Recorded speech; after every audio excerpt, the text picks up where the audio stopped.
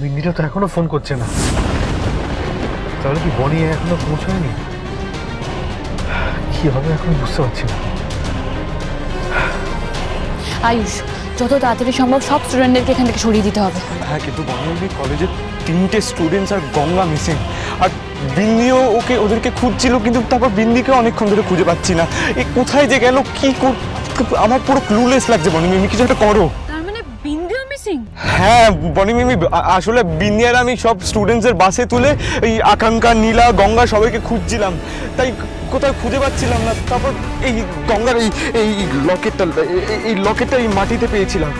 আমি সব দিকে খুঁজছিলাম কিন্তু খুঁজে পাচ্ছিলাম না।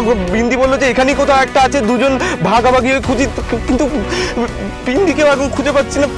চিন্তা করিস না আয়ুষ, আমি এখানে আছি তো। আমি আমার পুরো টিম নিয়ে এসেছি। বিন্দি আর গঙ্গা সহ সব মেয়েদেরকে আমরা খুঁজে বার করবো, তুই চিন্তা করিস না। ম্যাডাম আমি এই এলাকাটা পুরোটা দেখলাম, কেউ কোথাও নেই, কোনো মেয়েকেও দেখতে পেলাম না। তুমি কি বলছো? Yes, madam. ভালো করে খুঁজতে হবে, কোনো না কোনো ক্লু আমরা ডেফিনেটলি পাবো। আসো আয়। ম্যাডাম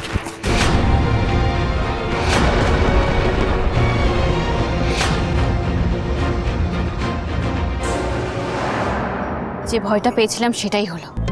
ওরা গঙ্গার, বিন্দি সহ বাকি মেয়েদেরকেও তুলে নিয়ে গেছে। তুলে নিয়ে গেছে মানে? বনি মিমি কোথায় তুলে নিয়ে গেছে? বনি মিমি আমরা ওদের খুঁজে পাবো তো? সেটাই তো বুঝতে পারছি না আয়ুষ। ইনফ্যাক্ট আমি তো এটাই বুঝতে পারছি না, আমাদের চোখের সামনে, আমাদের শহরের মধ্যে, আমাদের ইনস্টিটিউশন থেকে এত বড় একটা ক্রাইম হচ্ছে আর আমরা কিচ্ছু টের পাইনি। বীর, ইয়েস ম্যাডাম। এই শহরের প্রত্যেকটা জায়গায় চেকপোস্ট বসাবে, কোনো গাড়ি চেক না করে ছাড়বে না। আর আজকে এখানকার প্রত্যেকটা বাড়ি, প্রত্যেকটা ফ্যাক্টরি আমাদেরকে চেক করতে হবে আজই। ওকে ম্যাডাম, আমি এক্ষুনি ব্যবস্থা নিচ্ছি। হ্যাঁ। Hello control room. বনি মিমি, এই আকাঙ্ক্ষা, গঙ্গা, বিন্দি ওরা সেফ থাকবে তো? আমরা ওদের খুঁজে পাবো তো? তুমি বলো না বনি মিমি। ঠিক খুঁজে পাবো আয়ুষ, একটু সময় দে, দেখবি সব ঠিক হয়ে যাবে। তোমরা এদিকে এসো।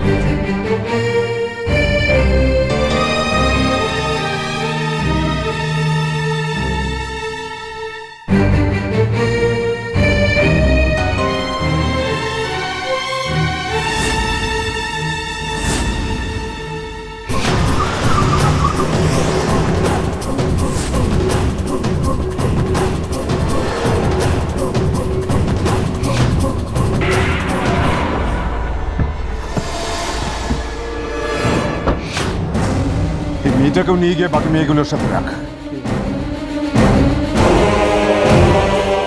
তার মানে সব মেয়েদের এই লোকেশনে নিয়ে এসেছে এই গুন্ডাগুলো। আর এটা ডেফিনেটলি আমাদের এক্সকারশনের জায়গার কাছেই কোথাও একটা হবে, কারণ গাড়ি করে তো এখানে আসতে বেশিক্ষণ সময় লাগলো না। আমাকে এটা এক্ষুনি স্যারকে জানাতে হবে, যে করেই হোক স্যারকে সবটা জানাতে হবে।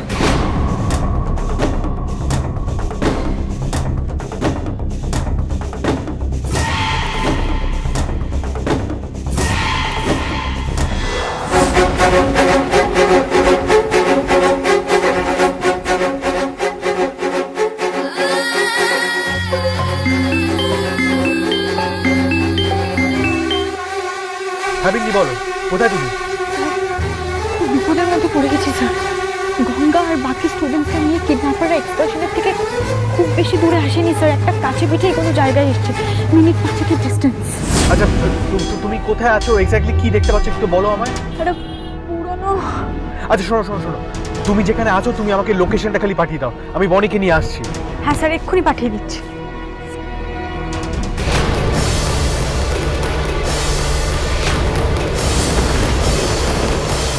হ্যাঁ বিন্দি, কিছু আসেনি, লোকেশনটা পাঠাও। হ্যালো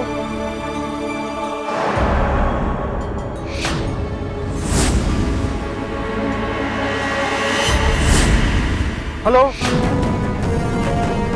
ফোনটা কাটলো কেন? তাহলে কি বিন্দি ধরা পড়ে গেল? ইস, ছেলে মেয়েগুলো বাড়িতে থাকলে বাড়িটা কিরকম আনন্দে ভরে থাকে না, হই হই হই হই হয় পুরো বাড়ির মধ্যে। দেখো ওরা নেই, চারিদিকটা কিরকম ফাঁকা ফাঁকা।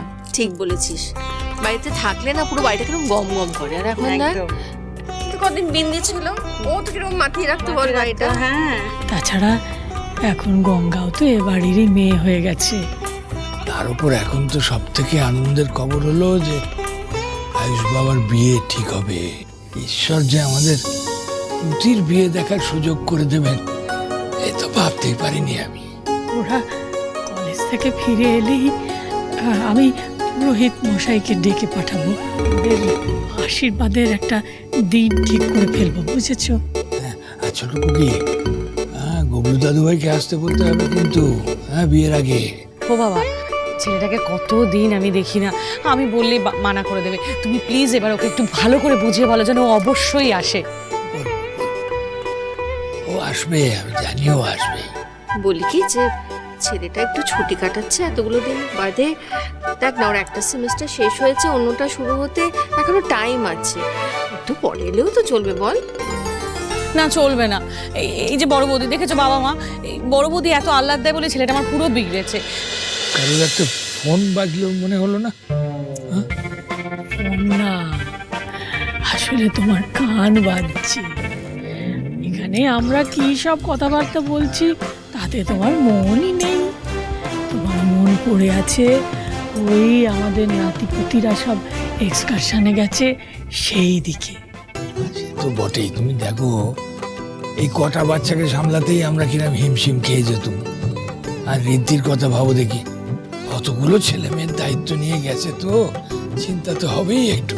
ঠিক আছে, আমি না একটু পরে কল করে নেব। হ্যাঁ সেই ভালো। ও মা, এত তাড়াতাড়ি বাড়ি ফিরে এলে তোমরা? আর বলো না বড় ঠাকুর, ওইদিকে একটা বড় কাণ্ড ঘটে গেছে, এক্সকারশন ক্যান্সেল হয়ে গেছে আর আমাদের সকলকে বাড়ি চলে আসতে বলা হয়েছে। ও মা, সে কি কি হয়েছেটা কি দিশা? আর আয়ুষ আর গঙ্গা ওরা কোথায়? গঙ্গা তো ওখান থেকে কিডন্যাপ হয়ে গেছে। কি মানে?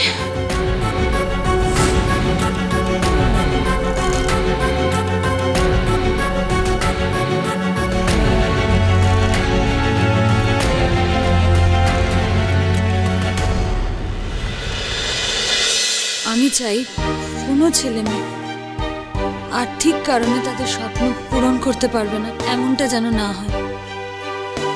তাই এরকম যদি কোনো একটা ইনস্টিটিউট হতো, কোনো একটা শিক্ষা প্রতিষ্ঠান হতো যেখানে money is not a factor.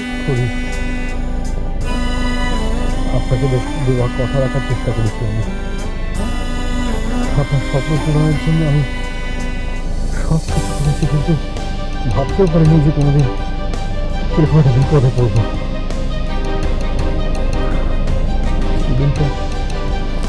স্টুডেন্টের বাবা মা গার্জেনদের কথা দিয়েছিলাম আমি, ওদের ক্যারিয়ার বিল্ড করতে সাহায্য করবো, নিজে পায়ে দাঁড়াবে, ফিউচার ব্রাইট হবে, সবের দায়িত্ব নিয়েছিলাম। কিন্তু এরকম একটা ঘটনা ঘটবে কি করে জানবো আমি? কি করে এটা হয়ে গেল? কে এর পেছনে আছে কিচ্ছু বুঝতে পারছি না। করে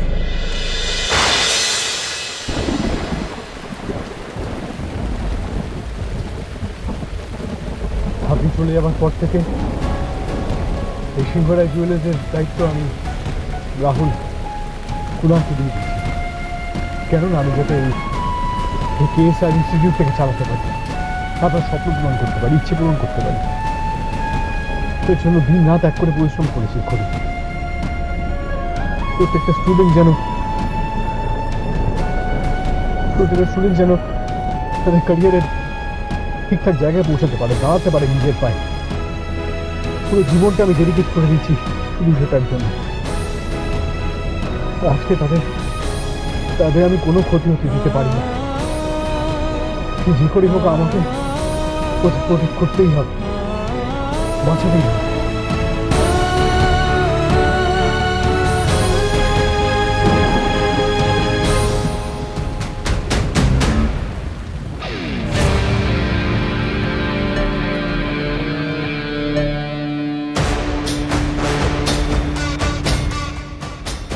গাড়িটা দাঁড় করো।